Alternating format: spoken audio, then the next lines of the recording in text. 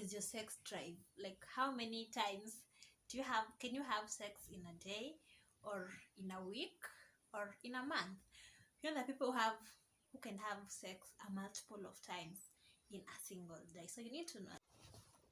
Hello, you guys. How have you been? My name is Pet. If you're new here, please subscribe before we start today's video.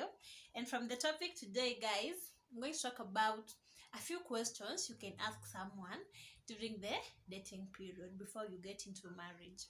I mean, normalize asking questions that matter.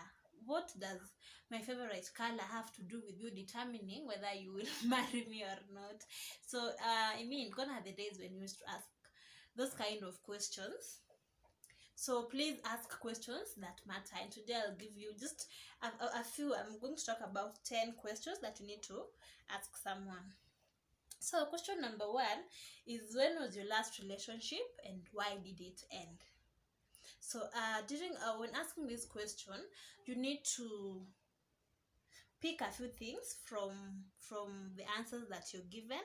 For instance, is your boyfriend, or rather girlfriend, just putting blame on the other partner? Are they taking accountability as to why the relationship came to an end? An ex is one person who will just pick up their phone and call you anytime, and that one call actually can turn things around for you. So you need to know whether there are any plans of them getting back together, how long ago was the relationship, and all that. That's question number 1. So question number 2, what are your thoughts on gender roles at home and in relationships?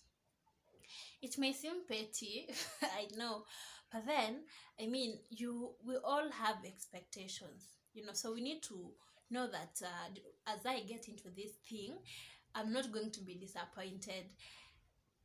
There are guys who like find washing utensils or getting to the kitchen is a big deal for them. So you need to know this. You can assume that this guy can wash utensils, can get to the kitchen, but when you get into this marriage, then you find out that hii ni kazi ya wanawake na hii ni kazi ya wana. So you need to actually put that down and know exactly, even as you're getting into this marriage, what do you expect. So another question number 3, how close is your partner with friends, with his family members, and how do they influence the decisions that he makes? There's some people who, before they make any decision, maybe investing somewhere, starting a business, maybe marrying someone, they have to consult their parents, their relatives, their friends, and whatever their friends will say, that is what they flow with. So you need to know.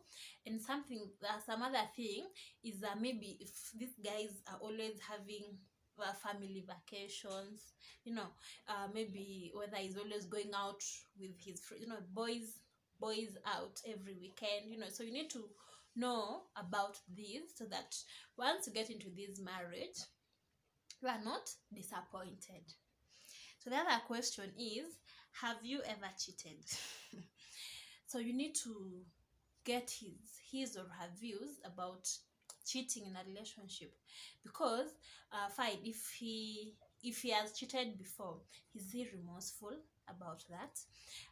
There's some guys, mostly there's some men, by the way, who like, to them cheating is normal, it's not a big deal to them. So you need to actually know the views of your partner when it comes to cheating, because for him it could be, cheating is okay, I'm a man, I'm supposed to have more than one person, and according to you, cheating is, it's only me and mimi peke yangu. So you need to know that, so that you're not disappointed. And to the next question, you need to know whether you're the person you're getting married to is a saver, is an investor, or he's a spender. Because you could be two extreme people. For him, maybe he could consider investing, and you could consider maybe you like spending. So you need to come to an agreement and decide, because when you get into marriage, you become like one. So your finances are like one. So you need to know how you will be managing your finances, whether you will be investing, whether you just want to spend, or whether you just want to save. So that's another question. Another question: how high is your sex drive? This is very, very important, by the way, because there's some people who are like sex addicts. For them, sex is just like, we need to have sex as long as we are together. Hey, lazima unipatie. There are some that sex is not a big deal to them. I mean, they can comfortably have sex one day in a week or even a month, and they're comfortable. So you need to know what type of person is your partner before you get yourself into this, because you could be at both extremes. For him, he wants sex every time, multiple times a day, and for you, you're okay with having sex once in a week or once in a month. So you also need to come to an agreement and know how you will be handling this, because sex is very, very important in a marriage. I was taught that by my grandma, by the way.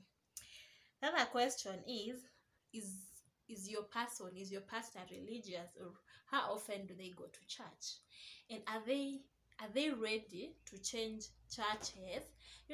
Because you cannot, it is not really like you cannot, but it is hard to have you going to a different church and your partner going to a different church. I mean, it's challenging. So you need to agree whether you guys will be going to church, and in case you'll be going to church, which particular church. If maybe it's you come from different religions, because maybe like SDAs go to church on Saturdays, Catholics go to church on Sunday. These are two different days, and someone has been brought up going to church on a Sunday or a Saturday. It's not easy to change. So you need to talk about this and know how you'll be handling yourself when it comes to religious things. The other question is, what is your conflict resolution style? There's some people who imagine who want to confront a situation as it is. Fine, nimekukosea, let's talk about it and finish it.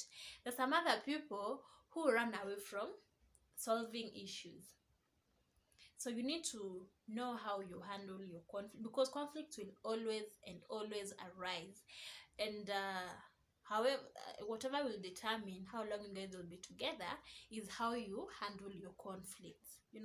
So if the other person does not like, maybe they like assuming things, we need to know that, so that it's easier for you to know how to handle the other person. The other question number 9, is your partner a morning person or a night owl? This is very, very important, by the way, because personally, I am not a morning person. Honestly, I'd rather like work the entire night and so as not to wake up early. So you need to know, because there's some people who are actually people who wake up very early. They tend to imagine that if you wake up at 11 or 12 or 1 p.m. you're lazy. So you need to know this before you get into this marriage. If I can't wake up in the morning, are you comfortable with that? Are you okay with that? I mean, it may seem petty, but it is very, very important. And the last question that you need to ask your partner is whether they are married, whether they have entanglements with anyone out there, whether they have babies out there, because nowadays, by the most married men are just talking out here saying how they are single. So you need to know, usikwe surprised when you get into this marriage or relationship. Invest your feelings, invest everything, then at the end you come to find out, hey, kumbe there is another wife back at home. So you may be wife number 2 or wife number 3.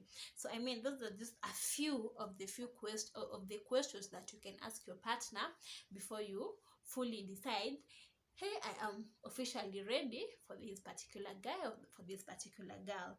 So some other thing is, relationships are personal. A marriage is personal. So a disclaimer. Maybe whatever questions I think I should be asked could not be the same for you. Just ask questions that are favorable for you and you think are okay with you, because we are different people, and everyone has their own perspectives about life and about marriage. And so finally, guys, we come to the end of the video today, and remember to subscribe and leave a comment. Let me know what you think.